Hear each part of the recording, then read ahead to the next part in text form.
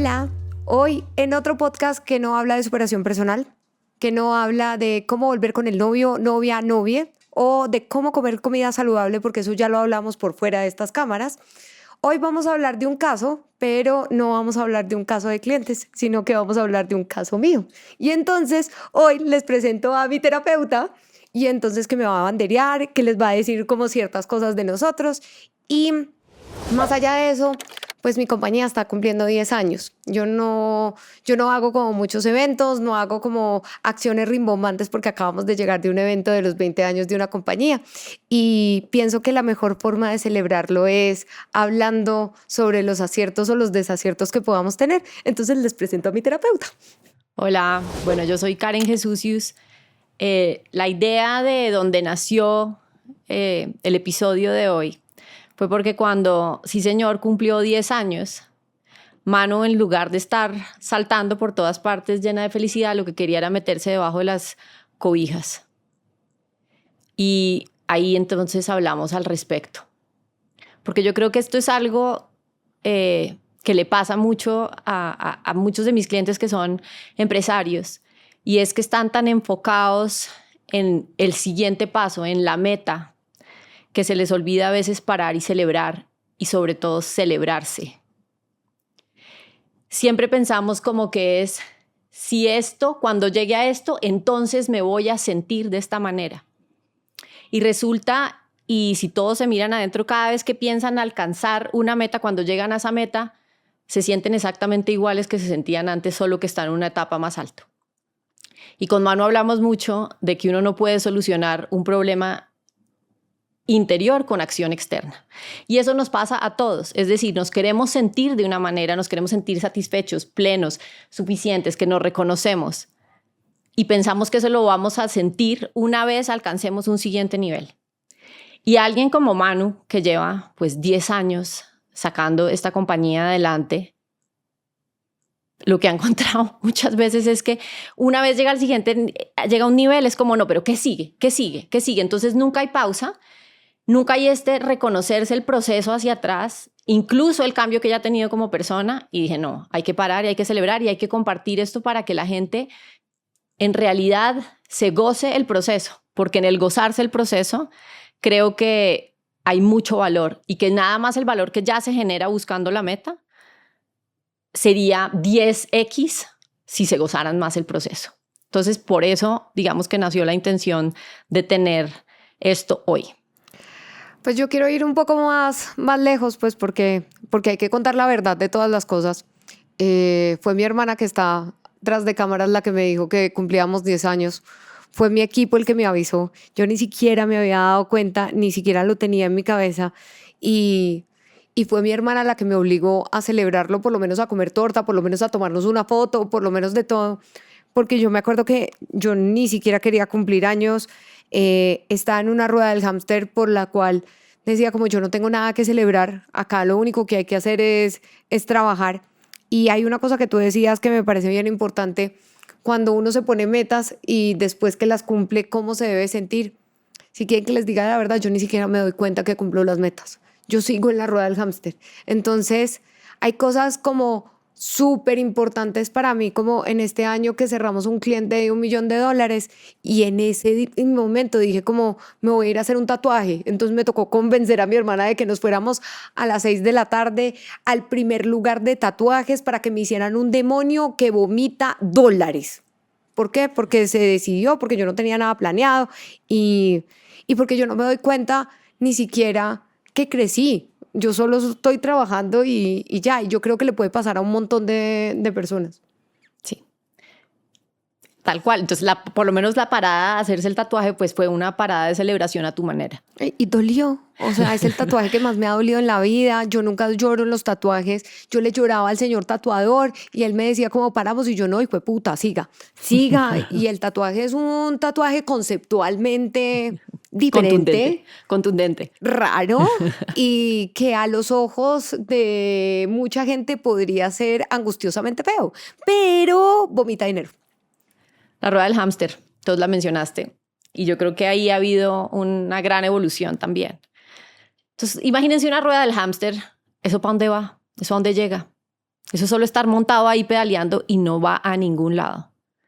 Yo creo que si has alcanzado una cantidad de cosas, ha sido en los momentos que te has bajado de la rueda del hámster, no cuando estás montada en la rueda del hámster. Yo es que ya ni siquiera lo veo. Digamos que lo intento decir por si alguien siente lo mismo. Yo ni siquiera veo ni que me monto o que me desmonto. Me tranquilizo un poquito y digo como esta vaina va a funcionar porque estoy un poquito más tranquila. Digamos, en el momento en el que estoy un poco más tranquila. Y en los momentos de angustia y de exceso de trabajo y exceso de tareas repetitivas, que esas tareas repetitivas no te llevan a ningún Pereira, pero igual digo que las tengo que hacer y supuestamente las tengo que hacer, pero pues puede haber un sistema de automatización que los haga, pero pues yo insisto que lo tengo que hacer.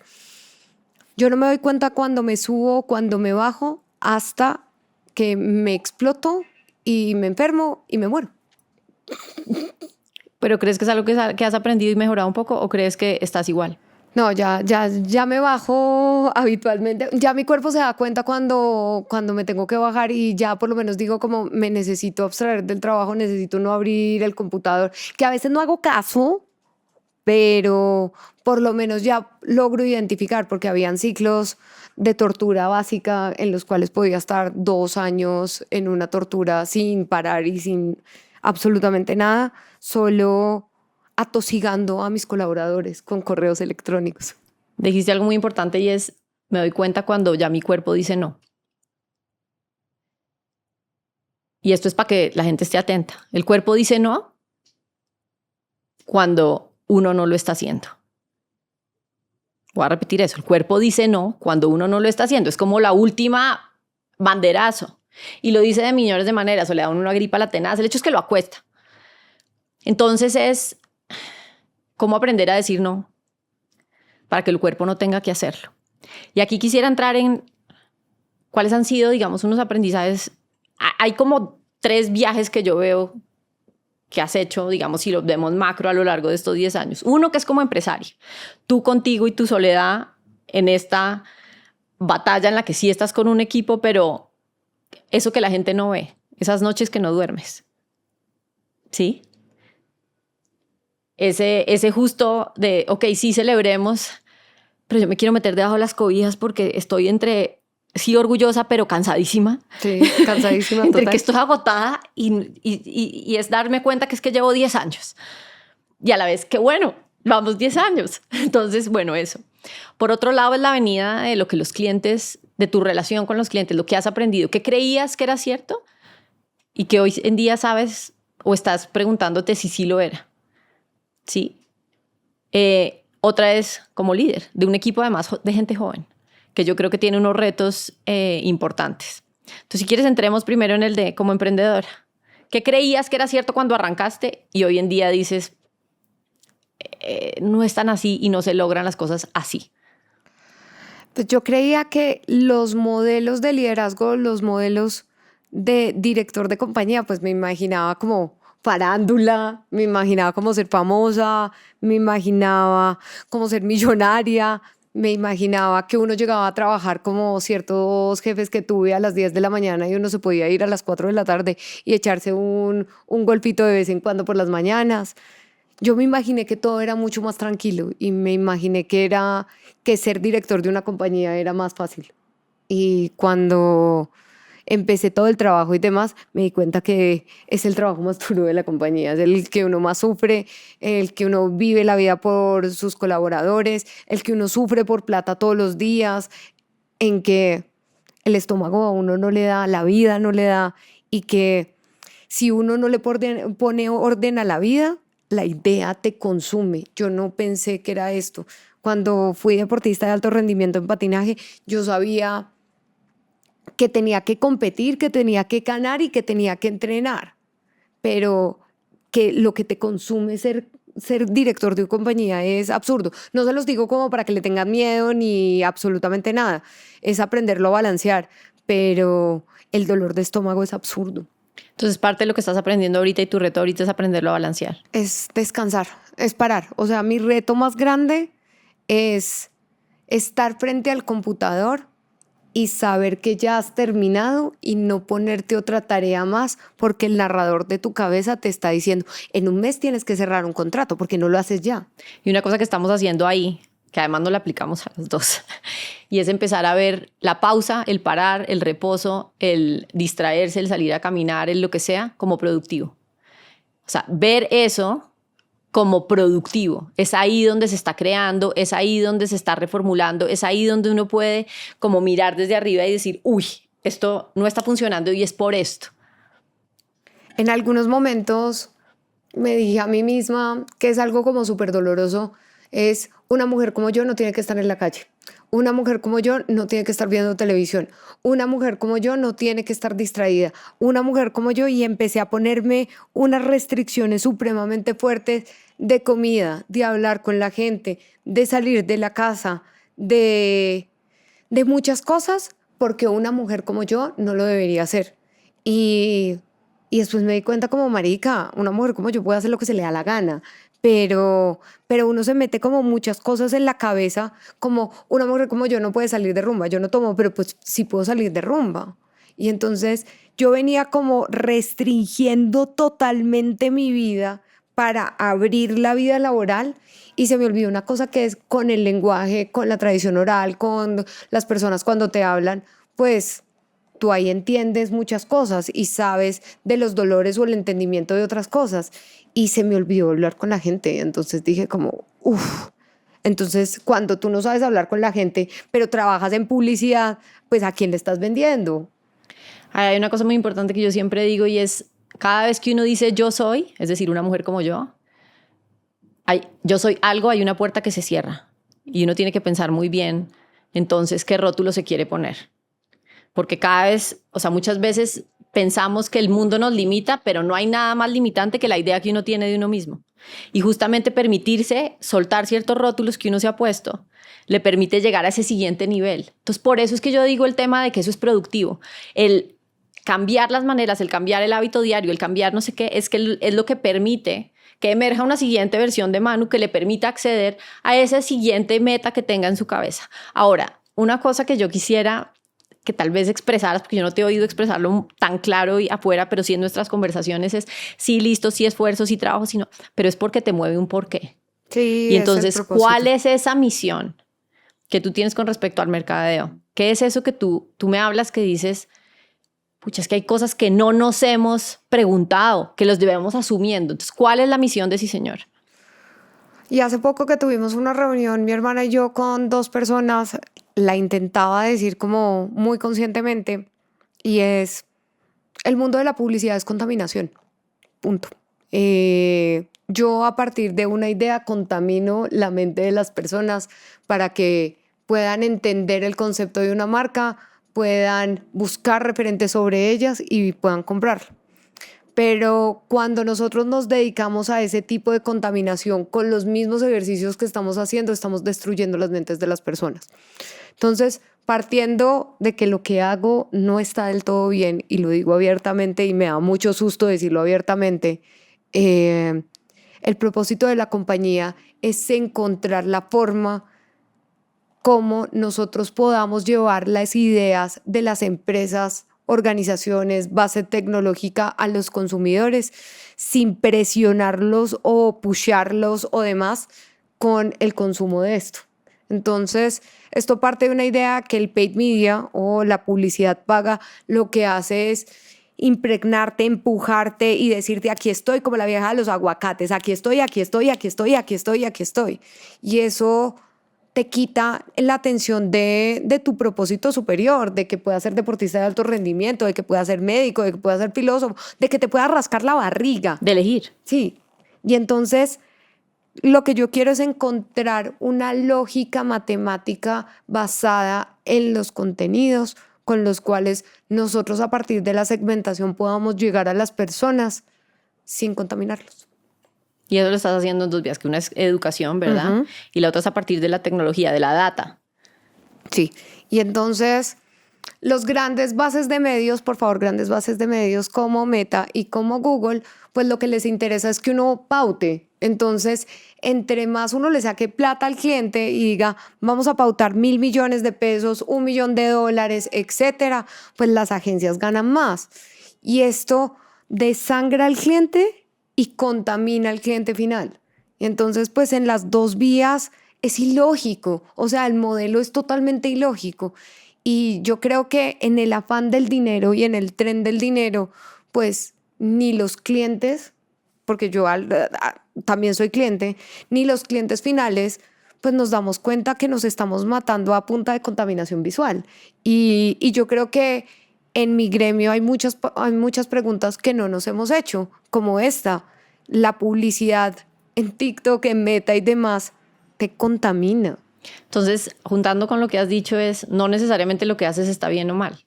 Se ha aproximado o como está en el, digamos, como se ha visto y como se ha hecho estructuralmente, ha sido para generar mucha contaminación.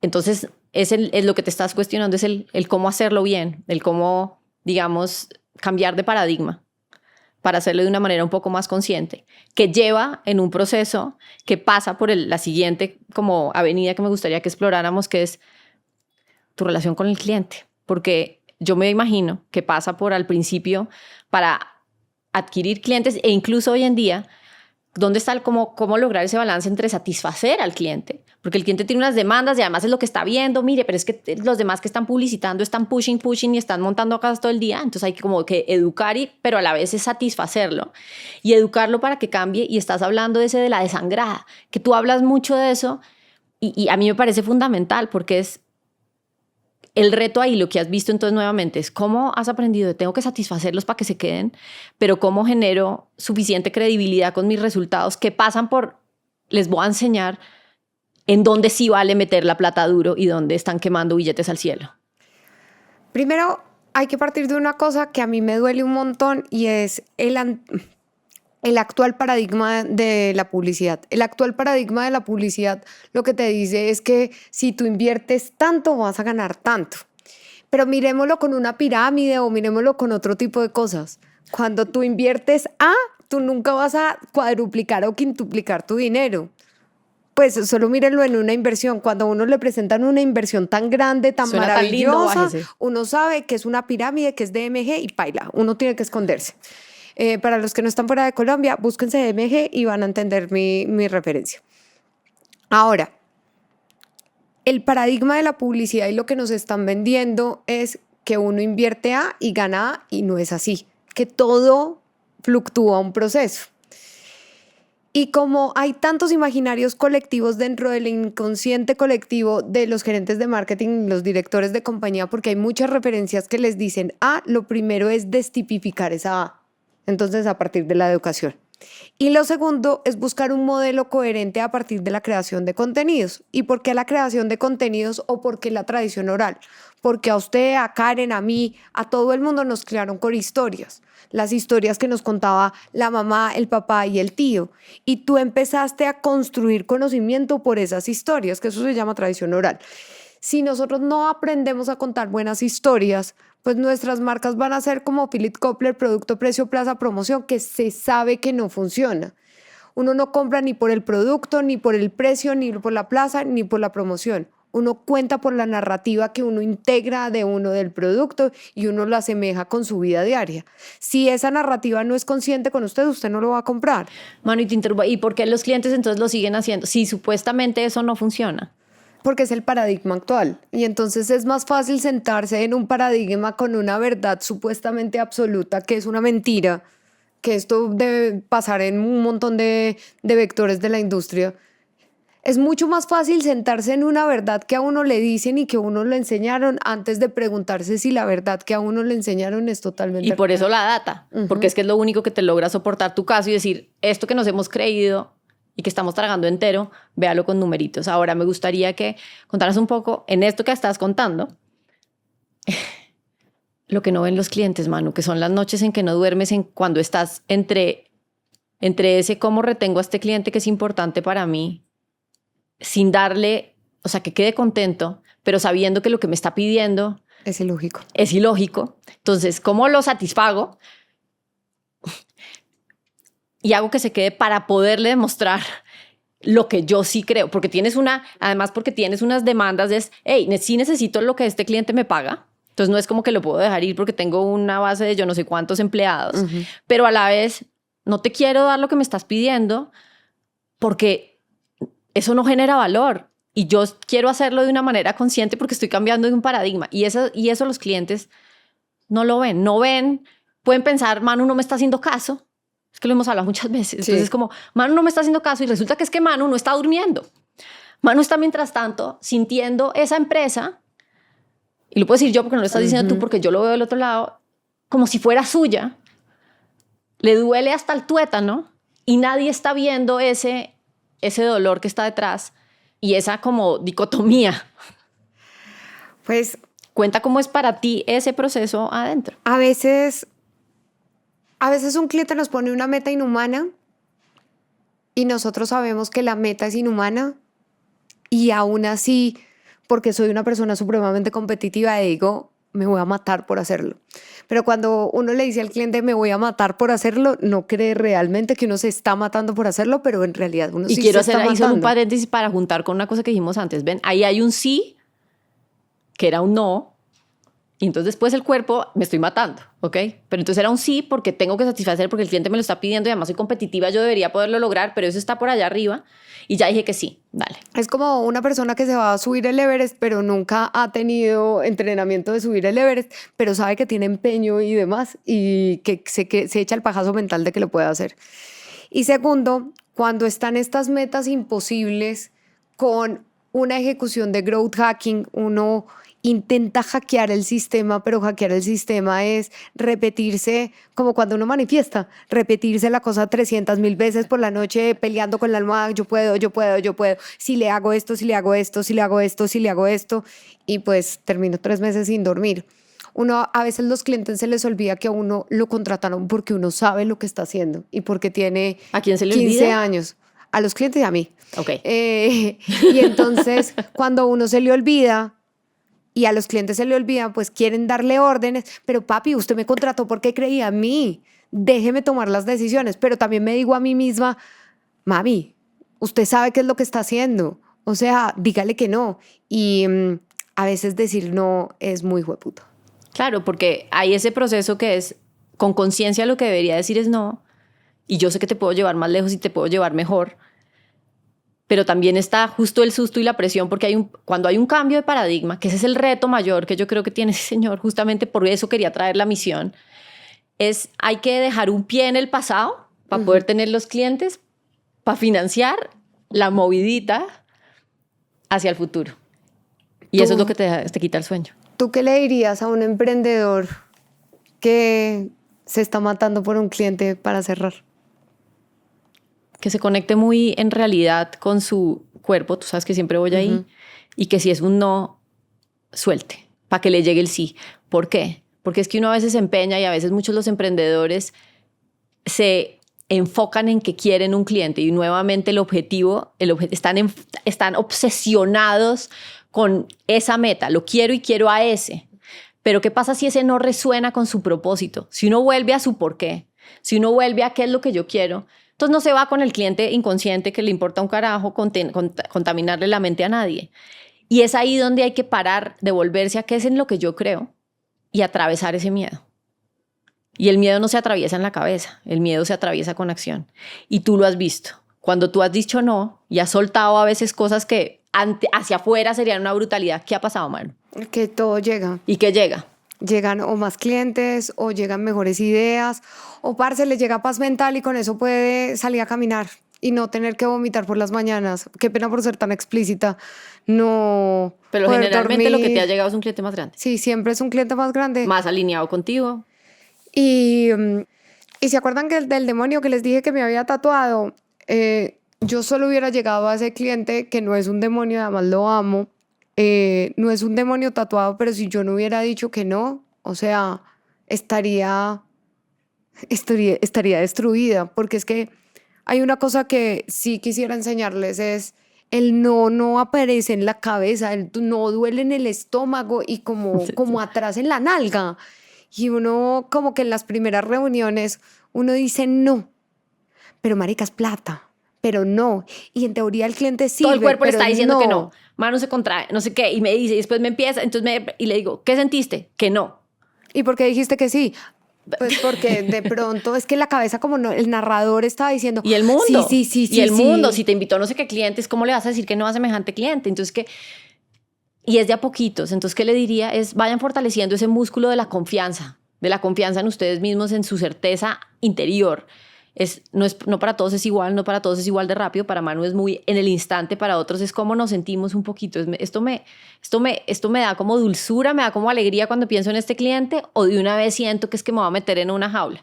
Y creerle un poquito a eso, sí, es lo que hace los grandes cambios y que trae a los grandes clientes. Y en este podcast, que no era superación personal, pero es mi superación personal, que no hablamos de cómo volver con el novio, pero si le preguntan a Karen cómo volver con el novio fijo, te va a decir no vuelva con ese huevón. Y tercero, cómo comer bien y tener una vida saludable. Karen les va a decir, marica, es importante comer, es importante para la comida. Cuando Karen me conoció, yo ni siquiera paraba para el almuerzo porque una mujer como yo tenía que estar trabajando y la comida pues es un elemento como externo y me acuerdo de una vez que me dijiste como es adentro, es afuera y comer es importante. Entonces sé que no era el propósito de este podcast, pero uno a veces necesita no solo testimoniales de cómo manejar una fintech o cómo manejar una insurtech, sino cómo paso a paso manejar su vida, porque uno como emprendedor puede manejar su compañía, pero a veces no maneja su vida. Y es que como es adentro es afuera, y la única verdad, lo único que existe para cada uno de nosotros es la conversación que tenemos con nosotros mismos en la cabeza. Eso es lo único que está pasando. Eso es lo único que en realidad sabemos que es real. Lo único donde podemos en realidad cambiar nuestra experiencia de vida es ahí. Es en nuestra relación con lo que está pasando allá adentro. Y desde ahí se ve afuera. Losamo.com. Fue un placer haberlos visto. Un capítulo raro, pero igual los amo. Chao.